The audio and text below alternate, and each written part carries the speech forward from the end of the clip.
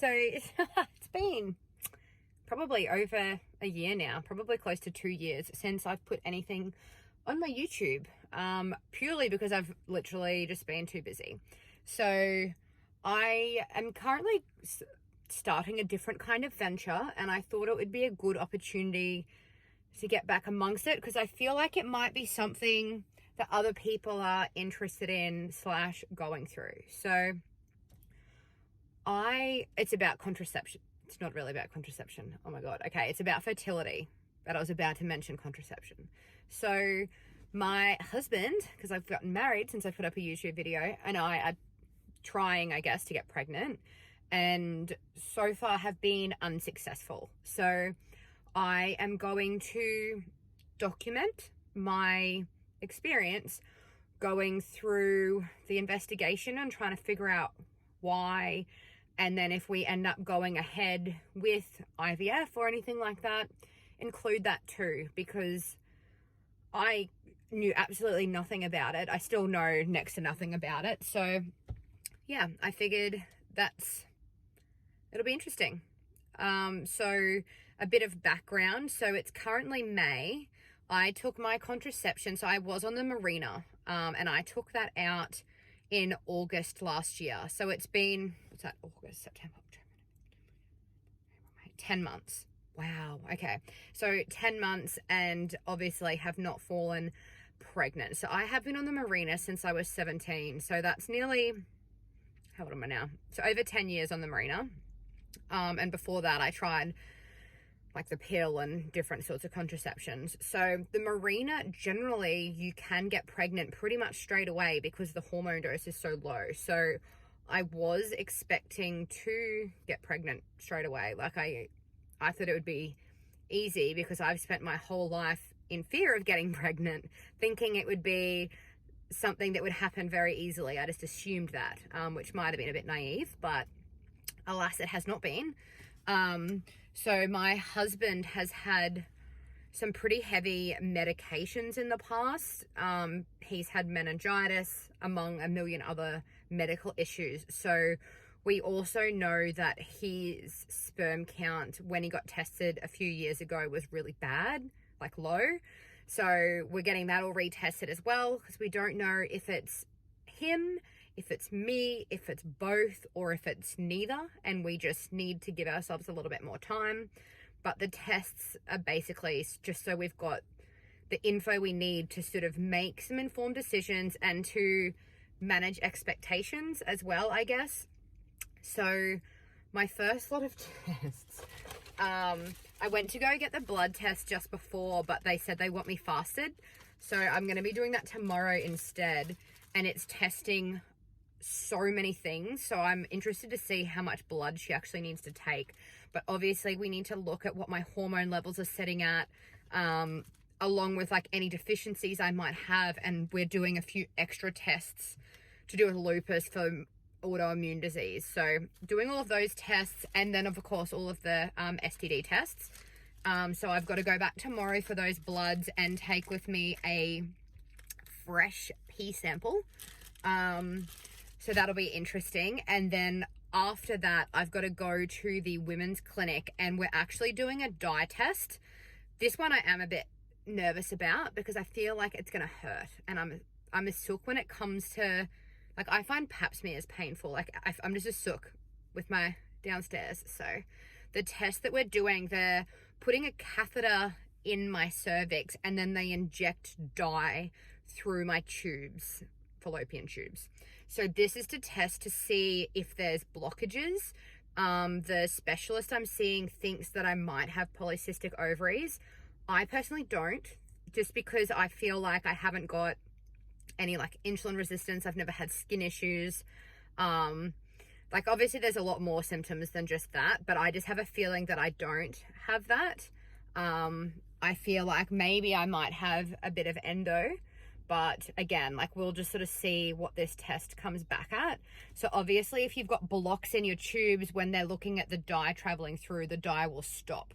So got that tomorrow. I don't know where the dye goes though. So that is a question I need to ask tomorrow.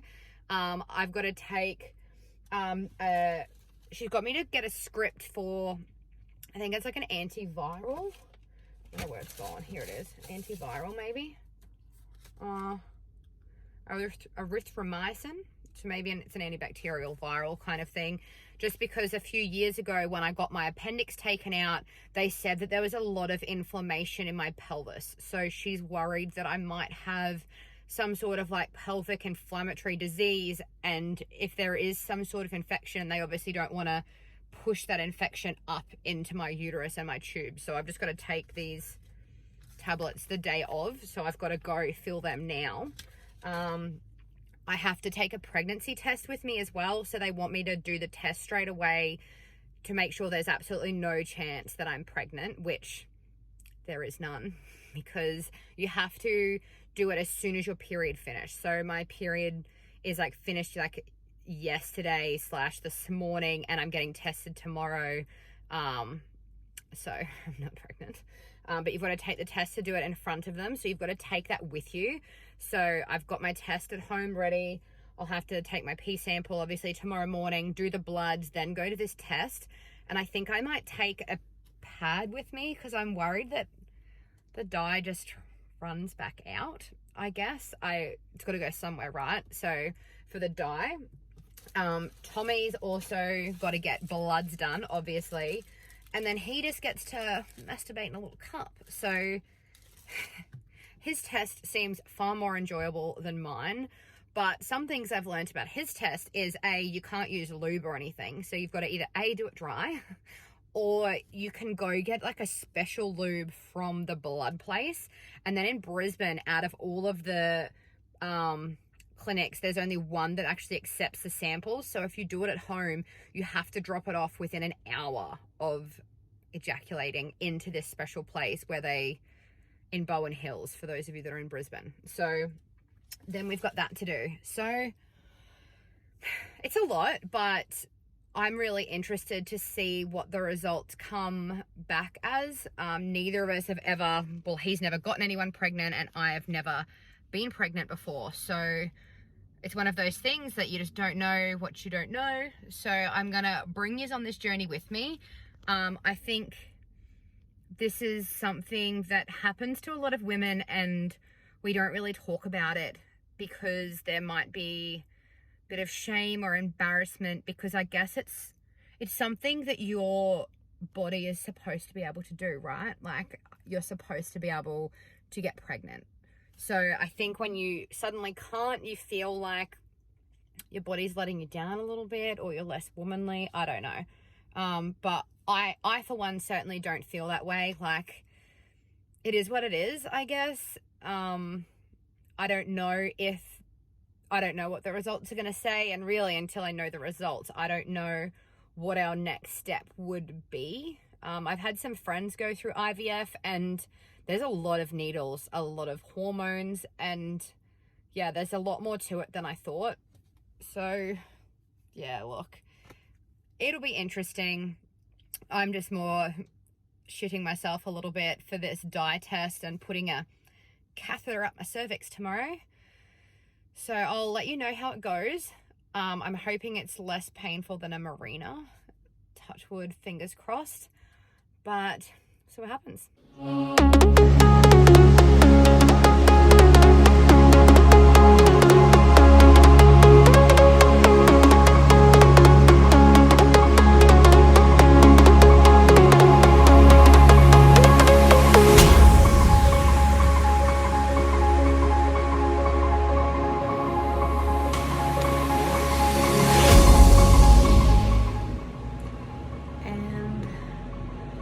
About to be go time.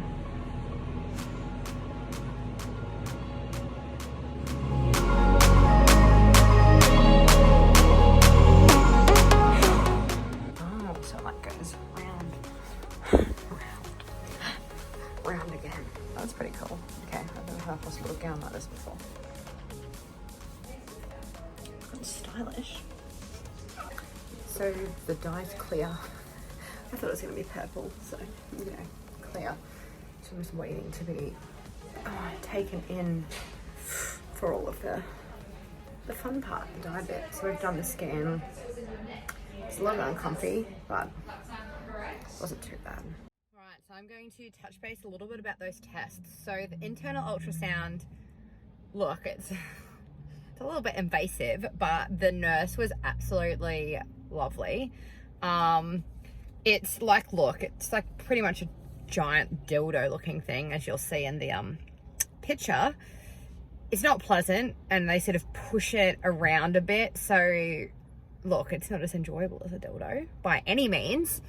But it went for maybe 10 minutes and they took all of the pictures. Then I went into the other area where we did the HSG. Now, look, they explained it as in it's like a pap smear with an extra step, which is somewhat true. So at first they put, I'm assuming it was an iodine solution because they asked me if I had any iodine allergies, but basically like washed down your lady bits with like this solution to, you know, sterilize the area.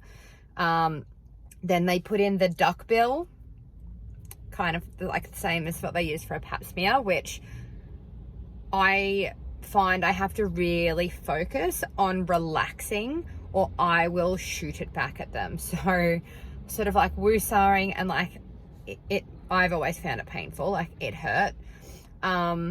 Then when they put the catheter in up through my cervix, it felt like really acute period cramp, like that when it sort of radiates from in your belly button. And then once the catheter was in, the pain instantly stopped. The nurse doing this was really great. She was sort of telling me as we went, so I knew what to expect. Then they injected the dye in, and as the dye was first sort of flowing into my uterus, apparently it like stretches a little bit and like did say the F word. There was a bit of like breathing through it for maybe a minute or two. And then once the dye starts flowing through your tubes, it just completely goes away. And then it was pretty cool. The screen was next to me. I couldn't have my phone with me because they had all of the equipment. Otherwise I would have showed you what it looked like, but it was pretty cool. It looked like abstract art. It certainly wasn't as clear cut, I guess, as what uteruses and tubes look like in textbooks. And then the dye just flows like somehow out sort of through your body, because they gave me a pad though, because they said it was really sticky, so like some of it might come out after, and that you get spotting for the next 2 days. So I had it done yesterday morning, and I did have spotting yesterday. After the procedure, I was really like crampy. It felt like period cramps every time I breathed out. And I had night shift last night, so I had those stunning cramps pretty much the whole night. I took a little bit of Panadol because they said don't take any anti-inflammatories or aspirins. It's got blood thinner in it. So I was a bit like crampy through my night shift, which was a bit shit. And then I had to sleep this morning, and I woke up today and feel perfectly fine, like no cramps at all. I won't get the results until for another 2 weeks yet, because that's when our next appointment is, and the husband has to do his appointment test thing. He's doing that Friday, because it's got to be specifically timed around his ejaculations. So he's got his on Friday, so we'll get all of our results, and then depending on what they are, make decisions from there, based on like the preliminary sort of scans that they were saying. They couldn't see anything really wrong with mine. Like the dye flowed through the tube, so it didn't look like there was any blockages. They couldn't see any like crazy looking cysts or like anything in the ultrasounds. Like they didn't, I think they've got to do like a full report, but like the basic one is like it looked okay, which is great.